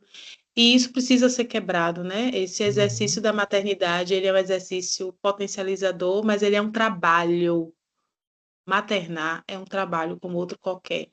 Parir, gestar, lactar, garantir acesso a bens materiais, passar um sistema de valores, educar uma pessoa dá trabalho, exige tempo, dedicação e também recursos financeiros para que a gente possa executar essa tarefa. Quando a gente sobrecarrega uma mulher, uma pessoa só nesse exercício, isso pode vir a ser adoecedor. Não sei se você já percebeu, dois dados, eu gosto de trabalhar com números também. As mulheres nunca falaram, as mães, né, em burnout materno, que é aquele estado de esgotamento, porque a mulher não faz só o trabalho doméstico dentro de casa, né? Sim. Ela ainda, muitas das vezes, tem que batalhar fora, ela ainda também é uma propensa trabalhadora, para poder estar ali, né, sendo uma provedora do seu lar. Então, muitas das vezes, tem mulheres Eu descobri, por exemplo, conversando com outras mulheres, que eu era uma mãe solo dentro do casamento, por exemplo. Uhum. O fato de você ter um companheiro não quer dizer de que você está tendo aquela tarefa de cuidar e salvaguardar a vida de crianças, que você não esteja fazendo esse trabalho sozinha, né? Então, não é uma construção fácil quebrar paradigmas, porque eu creio que muito fruto desse catolicismo, né, a figura de Maria, essa santificação das mulheres que são mães, são muito em cima dessa construção, né, ideológica através da religiosidade. E um outro dado que eu gosto de trazer é que se nos anos 60, 70, mulheres em idade reprodutiva tinham de 7 a 8 filhos, hoje, em 2022, o último IBGE dá conta de que mulheres no Brasil em idade reprodutiva estão tendo 1,7 filhos, ou seja, nós estamos caminhando por uma queda drástica no crescimento demográfico. As mulheres já perceberam de que o exercício da maternidade é um trabalho e que quando esse casamento, essa união não dá certo, esse trabalho recai sobre a vida delas. Muitas das vezes vindo a impedi-las de acessar mercado de trabalho, ingressar em universidades e realizar seus sonhos, né? Criar uma criança sozinha não é nada fácil, vamos precisar de todo mundo. Então, eu creio que a própria sociedade, ou seja, as próprias mulheres já estão dando um recado, né, para essa sociedade, e eu não vou nem fazer o recorte em relação ao Brasil ser o quinto país no mundo mais violento para mulheres sobreviverem. E se a gente for Uhum. falar de que mulheres são essas que estão morrendo, perdendo suas vidas, a gente sabe como é o corte e a cor dessas mulheres. Eu não vou nem entrar aqui, eu só vou mesmo trazer umas Aham. lapadas Dá para uma outro dia você me provocação, só chamar para aquela falar de outras provocadinha. coisas, Não, demorou. Porque até tá? tem os Então, casos, né, de hospitais, né, que as mulheres negras, quando vão para a sala de parto, são diferentes das mulheres brancas, porque violência tem obstétrica. relatos, sim, tem relatos que a mulher não toma nem anestesia, porque dizem que a mulher negra é mais forte. E não é Pois assim, é. mulher é mulher, entendeu? Mas teve eu não lembro onde que eu li o livro. Vou procurar esse livro Mas que é no, isso ela, mesmo, o nome disso é violência obstétrica sim, e de mulheres negras receberem uma quantitativa menor de, como você falou, de anestesia, né? E isso é uma visão colonial de animalizar pessoas negras, né? De que aguenta tudo, porque é forte, uhum, né? E que a gente sente menos dor, né? Isso é baseado no racismo científico mesmo. Enfim, sabe, Kai? Então, assim, eu não fico mais olhando, assim, eu vou fazendo minha parte, eu creio, como eu disse a você, quando eu fiz a minha transição de carreira e assumi a educação, eu já sabia que eu estava fazendo um trabalho extremamente político, né, com intenção, com propósito, que é um trabalho extremamente político, e eu acho que através dessas minhas contribuições, eu vou construindo cenários possíveis, né, de possibilidade de construção social, de novas matrizes mesmo, de se pensar que sociedade eu vou querer para o meu filho, para os nossos filhos, para a Raíssa, para a Alice, né? Para todos nós, principalmente pessoas negras, crianças negras, que muitas vezes estão dentro de casa e recebem um tiro, né? Não tem que acontecer com meu filho. O menino Miguel poderia ser Theo, tá entendendo? Porque a uhum, branquitude não vê nossos filhos como propensa criança, elas podem se virar, né? E é justamente sobre isso que minha poesia, minhas falas falam, né? E ouvir mulheres faz com que eu consiga conhecer a diversidade, porque mãe não é tudo igual, tem essa máxima, né? Mãe é tudo igual, não, é. mãe não é tudo igual. De que mulher a gente está falando, de que território ela vem, qual o trabalho que ela exerce, o que é que ela estudou, tudo isso vai nos ajudar a desenhar cenários para a gente entender as maternidades possíveis, né? O que é possível fazer e pensar de que sozinha não dá. Sozinha as mulheres não vão aguentar essa carga de criar bons cidadãos sozinho. É possível, mas é muito cansativo, é solitário, é exaustivo e coisas que a gente não quer mais. Uhum. E aí, quando parece que quando a mãe solo é uma mulher negra, parece que é 10 vezes mais difícil para conseguir um relacionamento, né? A gente vê muito isso. O cara. Minha irmã fala assim: o cara me quer por um dia, mas não me quer por uma vida. Eu posso estar com ele É, no pagode, porque ele me acha bonita do meu black, mas no segundo na segunda-feira não quer estar perto de mim. Entendeu? Minha irmã tem eu vejo muitas essa visão. mulheres. Eu vejo muitas mulheres potentes, assim, negras e pardas, e até mulheres brancas e mulheres inteligentíssimas que estão com carreira já consolidada, que homens, assim, elas não conseguem encontrar alguém, né? Eu acho que Uhum. essa questão do mercado afetivo está sendo um desafio para todo mundo, porque eu penso que Aham. a gente está num lugar hoje de individualismo. E hoje a gente existe os dispositivos como aplicativos de cardápio, né? Onde você vai ali É. passando e repassando. Eu vou usar um exemplo bem polêmico que eu vi recentemente e depois eu vou deixar até você comentar. Teve a foto aí do Vini Júnior, né? Com a Virgínia, e ele estava no celular. E as pessoas estavam especulando o que que ele estava fazendo no celular, que não aproveitando, né? Uhum. A presença da companheira ali. Eu acho que isso diz muita coisa de como a gente está desfocado, né? A gente está Sim. desconectado, está todo mundo conectado, mas sem conexão real, né? Então, eu E, creio que é algo bem mais complexo. e a pandemia mostrou o contrário, né? Porque todo mundo queria estar perto um do outro, né? A pandemia acabou, parece que voltamos ao normal. Porque, eu vou falar, eu trabalhei na pandemia uns 2 anos. Era triste você sair para a rua, porque você não podia chegar perto de uma pessoa, você não podia abraçar seu filho, não podia abraçar a sua mãe. É, Então, a pandemia ela veio, ela trouxe essa união, mas a pandemia, a hora que ela acabou, todo mundo, ninguém quer mais ficar perto de ninguém mais.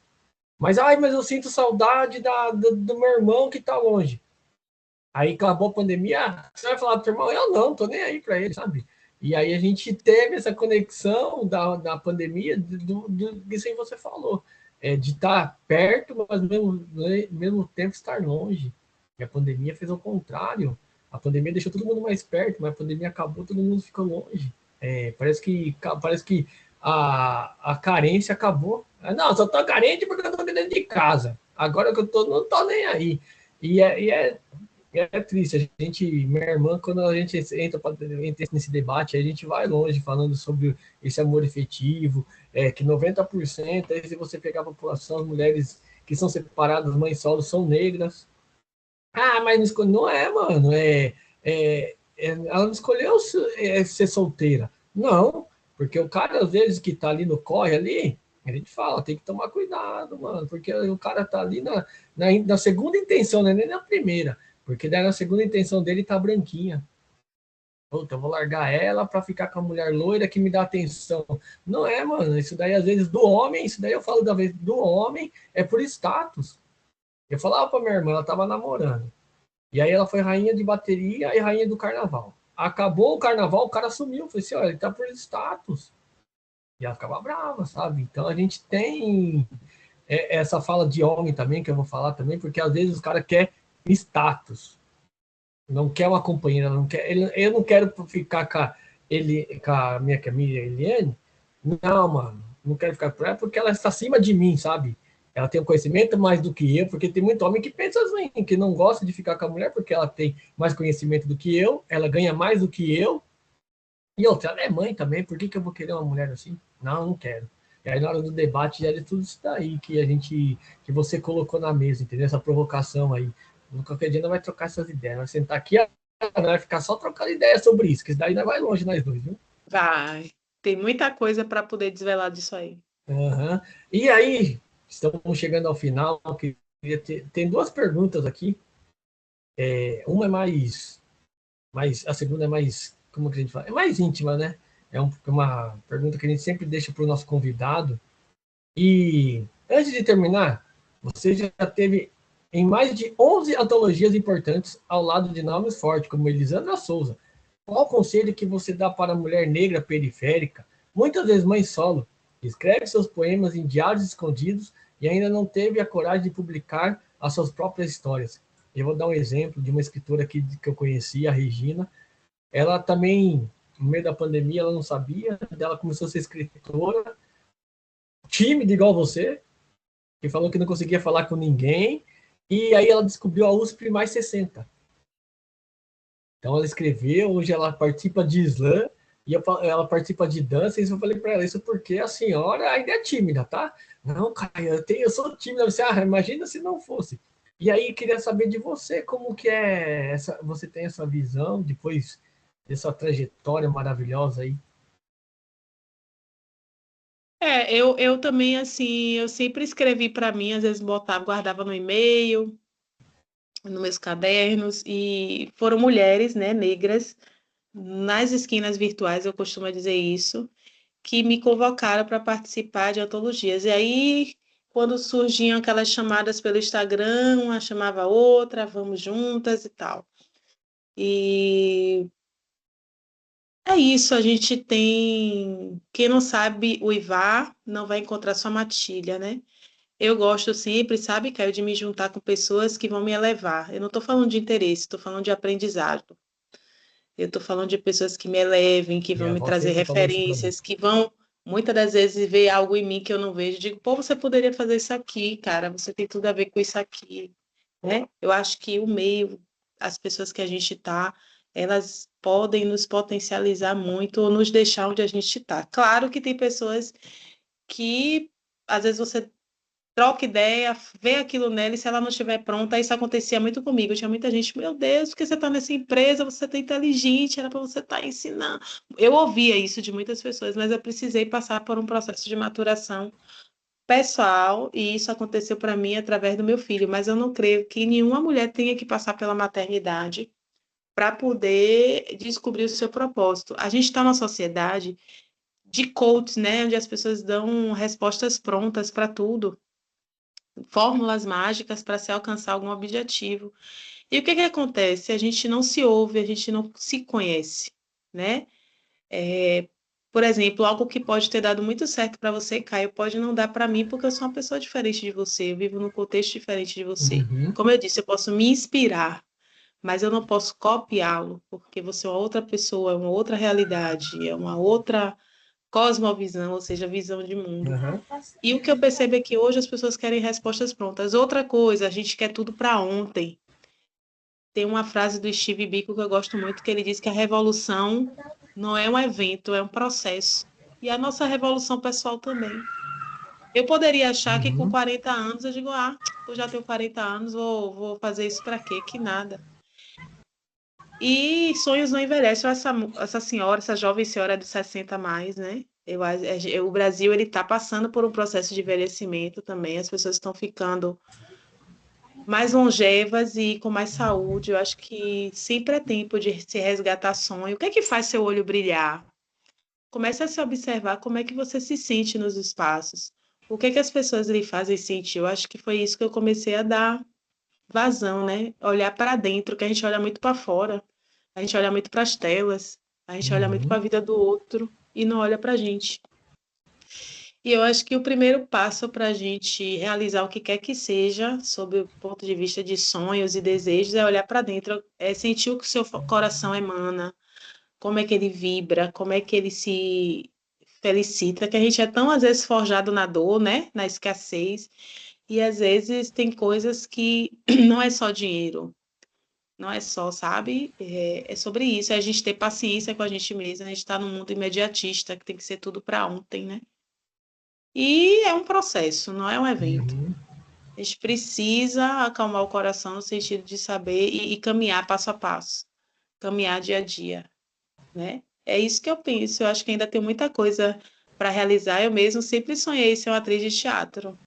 Aham. Eu tô na palavra e eu tô me sentindo cada vez mais perto, talvez, disso aí. Talvez eu não faça uma peça inteira, mas talvez eu monte alguma coisa com as minhas poesias aliada à música. É uma coisa que eu tenho pensado muito em fazer. Muito, em fazer tipo um pocket show que chamam, Pocket né? show. Fazendo a costura das minhas poesias com letras de músicas que eu já vou anotando, que eu acho que tem a ver. Eu já estou começando a construir isso. Se isso acontecer, não vai ser aleatório, isso já está Aham. começando a ser criado na minha cabeça. Tem uma frase da Elisa Lucinda, que eu gosto muito, que ela diz que nada existe sem ter sido sonhado antes. Sim.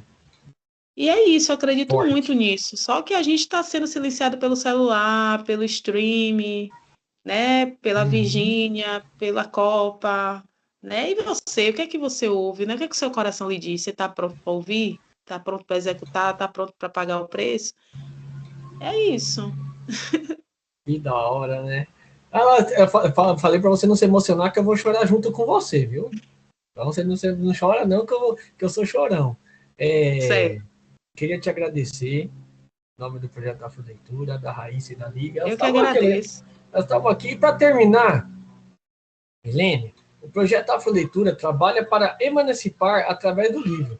Para fechar essa mesa histórica, se você pudesse ler um pequeno trecho ou deixar um poema de Ventre foi casa para ecoar no coração das nossas ouvintes, agora qual seria?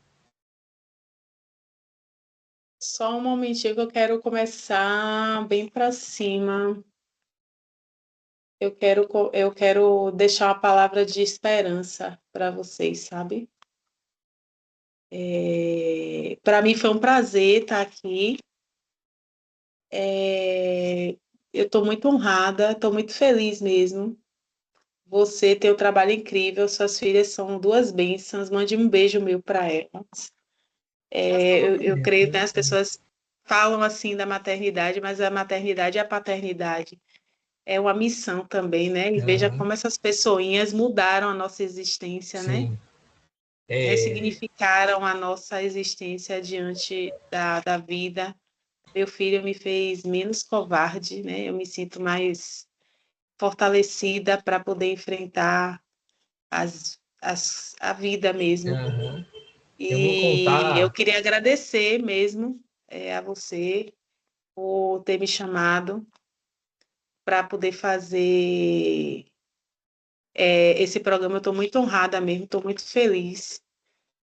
E eu vou recitar um que eu comecei a questão, eu sempre declamei as poesias, elas lidas, né? E eu estou começando a fazer o exercício de memorizá-las para poder fazer performances. Vai pro slam, vai pro Então, slam. Acha uns então eu slam vou aí e tentar pede fazer um uma dica pro aqui, pessoal do slam. tá bom? Nos cabelos trançados, mapeei rotas de aquilombamento, fortalecendo estradas, caminhos, veredas rumo à liberdade. No emaranhado encruzilhado, guardamos sementes de futuro, palmares, pindorama, quariterê, abiaiala, raízes originárias e vertentes em que desaguam fé, força e ancestralidade. Axé. O nome dessa poesia se chama Rotas e eu fiz meio que uma junção de referência tanto a quilombos brasileiros, também a aldeias dos povos originários, que são povos que convergem em muitos elementos, como, por exemplo, o respeito à natureza, às mulheres, às crianças e às pessoas mais velhas. Então, a fé, a força e a ancestralidade dessas duas comunidades que forjam o Brasil estão em muitos alinhamentos. Muito axé, Acho- muito axé. Só queria te agradecer imensa Eu que essa agradeço. aula de conhecimento. E como diz a Liva, é que ela saiu agora. Elas são de Ah, férias, saíram para brincar. Como ela diz aí, o espaço é seu, o microfone é seu, faz o que você quiser aí, que é tudo nosso. é tudo nosso. Obrigada, Caio. Mande um beijo para as meninas, para sua esposa também. Eu adorei, amei mesmo. Muito obrigada, viu? Estou seguindo vocês, estou maratonando, comecei a maratonar no para conhecer outros escritores, Aham. né? Teve um mesmo que participou com você, Almério Barbosa, conheci ele lá em Tatuapé, ele foi um fofo comigo, falou super bem de você. Seu Almério E é foi isso. o primeiro. Foi o Eu ainda, menino, primeiro. eu trouxe tanto livro dessa última viagem que eu fiz que o dele está na fila. Mas eu vou ler, ele é um homem Aham, incrível, ele me recebeu muito bem, a gente trocou bastante lá no sarau, na biblioteca Hans. Ah, aham. esqueci, eu não sei, eu esqueci o nome, eu sei que começa com, lá foi lá em Tatuapé que eu conheci ele, e foi maravilhoso, assim, aí é isso, eu estou ainda reverberando, eu fiz uma viagem Aham. agora, né, fui para São Paulo e Rio de Janeiro e conheci pessoas incríveis, e a Alméria é uma delas, quero mandar um beijão para ele, e Deixa eu agradecer às falar. suas filhas, a você, a seu tempo, a Pô, disponibilidade, as homenagens, meu Deus, que eu tô aqui com o é, coração em festa, viu? vai Um chegar mais beijo. uma. Ah, vai chegar mais Ave uma. Maria. Tem mais uma do Ave Pod Maria. Afro. Só que isso daí eu não vou revelar E ainda vou não, é mandar logo, surpresa. logo um exemplar para vocês, Uhum. que vocês merecem. É o Vocês mínimo que sabem eu que. posso fazer. Já peguei o endereço. Aham, Vou postar essa semana um exemplar para e vou fazer uma dedicatória para você e para as meninas, tá Você bom? sabe que isso daí fica no livro delas, né? E eu não toco. A gente ganhou um Sim, é. livro, a gente ganhou um livro chamado Mucambu. O primeiro presente nosso, logo foi quando a gente lançou. E esse livro não sai do quarto delas. Mas é para elas mesmo. É um ciúmes que tem desse livro aí, e elas já leram umas 3, 4 vezes. E esse livro é um romance do Erivelto Silva. Depois você procura lá nas redes sociais dele, lá Erivelto Silva. Muito interessante. Ele dá nome a todos os negros, que é um romance, e todos os brancos, tipo assim, tem a Sinhazinha, tem o Feitor, tem o Capitão do Mato, eles não têm nome. Então, o nome só tem os personagens. E é legal pra caramba. A gente conversou com ele. Você estava acompanhando, não sei se você viu o pod da Dandara. Se você tiver, um dia que você tiver disposto, mas leva o lencinho que você vai. Dandara, né? Da Dandara, o dia que a gente gravou, foi, vou falar para você, segurando aquela lágrima, ela chorando de um lado, eu chorando do outro, porque a história de vida dela é muito legal. E Ah, hoje ela é vou ver. uma. E hoje ela é Eu amo uma. podcast. E a Dandara hoje ela é baronesa. Ela é baronesa da família de Dom Pedro. Eu não sei lá. Sério? Eu não sei que linhagem que é. Eu só sei que ela recebeu o cargo de baronesa. A mulher Que veio lá. maravilha. Aí eu brinco para ela que ela tem sangue azul. Falo assim, é minha amiga de sangue azul, sangue nobre. E ela recebeu essa honraria mesmo. Pelo projeto da Andara Flor de Lótus, pelo que ela fez, pelo que ela passou na vida dela. E aí ela recebeu essa Título. título de baronesa. Eu falei assim, chique você, viu? Massa, vou ver, vou correr atrás. Eu muito queria te agradecer. Um bom. Eu que Foi, agradeço, foi espero lindo. que tenha Obrigada, viu? gostado. Essas perguntas ainda foram tranquilas, porque a gente ainda vai participar do Pod Afro Kids com a Raíssa e com a Lívia, entendeu? Certo. Tá E bom. aí você vai entrar numa enrascada, tá? Porque Ah, mas eu as duas, adoro enrascada. as duas É são comigo assim, mesmo. elas têm vergonha. Até a hora que eu falar, tá gravando. Aí desce a Maju Coutinho em uma, a Maju Coutinho na Que outra. massa. Eu não sei o que acontece, que essas meninas se transformam a hora que eu falo assim, está gravando. E esse da Cris do SNJ também já está disponível para Eu, assistir? eu tô tentando falar, chavecar ela para ela aceitar, entendeu? Nós estamos na parte da Ah, eu vou fazer aqui negociação. vou emanar energias positivas É, para ela aceitar. a gente Ela tá, deve isso a gente, hein? a gente tá nessa negociação aí também com a Tula Mello, que foi a primeira rapper a gravar um disco aqui no Brasil. Ela tá gravando agora o single dela lá, então tá difícil. Mas eu só queria te agradecer em nome do projeto Afroleitura, da Raíssa, da Lívia, por esse momento, por essa aula. Nós vamos marcar um dia, nós vai trocar essas ideias de mãe solo aí, de acompanhamento, essa daí que eu vou querer trocar ideia. Nós chama mais gente, vou chamar o seu Almério também, tem várias Ô, pessoas que massa, pode. massa, A Aline também, massa. vamos Logo, marcar. logo eu vou estar lendo o livro dele. Ele está na sequência. Aham, De domingo para hoje mesmo, eu terminei um livro do pessoal aham, que, né, eu recebi muitos livros nessa viagem. Aí eu tô, porque aham. cada pessoa que eu for lendo o livro, eu vou fazendo uma homenagem. Já Que tal? comecei. Aqui, ele vai ficar muito feliz. O Almério tem uma história de vida inacreditável. É, é. Então, Eu minha vi no querida. seu. Eu vi. E E ele me ele, contou um pouco também. E ele, Caio, como é que eu entro aqui, Caio? Eu nunca. Não, seu médico, esquenta a cabeça, não vai dar um jeito aí. Se nós não fizer de um jeito, nós vai fazer do outro. Eu vou até aí. Daí ele foi. A Regina mesmo, ele que me indicou. A Regina falou assim: ó, Caio, tem aqui. Então a gente tem muito orgulho, né, dessas pessoas. É um indicando outro. Se você tiver alguém para me Com indicar, certeza. Eu duas, também tenho um três, para te quatro, indicar. Se você quiser, senta pode que lá vem mandar. história. Pode mandar para a gente, minha querida poeta, escritora, que vai ser muito orgulho. Estava em São Paulo ontem no Pod Afro, agora estou em Salvador. Amanhã Com estaremos em certeza. Minas Gerais falando com Spence, que ele escreveu o livro vermelho do hip hop, um dos primeiros livros da cultura Sim, hip olha, eu hop. uso esse livro sempre nas minhas referências. Bom E ele também saber, fez um documentário também sobre o 2 de julho. sim. Esse cara é brabo, viu? E a gente estará com ele amanhã, trocando uma ideia. E amanhã estarei trocando ideia com ele lá. Já era para ter gravado, né? Ele estava com Ah, eu probleminhas vou ver. lá. Eu sou fã, eu sou E aí o fã. Eu descobri o livro Spence, dele, o livro vermelho do hip hop, né? esse livro, isso. E aí vai ter, isso daí eu vou te convidar depois, que é a USP, ela vai fazer um curso de hip hop. Eu participei ano Foi a tese de passado, mestrado dele, ou de é, conclusão de curso. e Eu aí tenho esse livro no meu desktop, só para você ter ideia. Aí eu falei pra ele, então, você vai gravar comigo ou eu vou ter que captar você pelo cabelo? Não, cara, a gente vai gravar assim. E aí Ele tem quantos anos esse cara, gente? deve estar com uns 40 já, viu? Pra mais. Só? Ele é jovem. Ele é jovem, o Spencer é jovem. E E aí ele a adora gente ele faz também documentário, ele é brabo, viu? faz. É, Diga a ele daí que eu sou fã.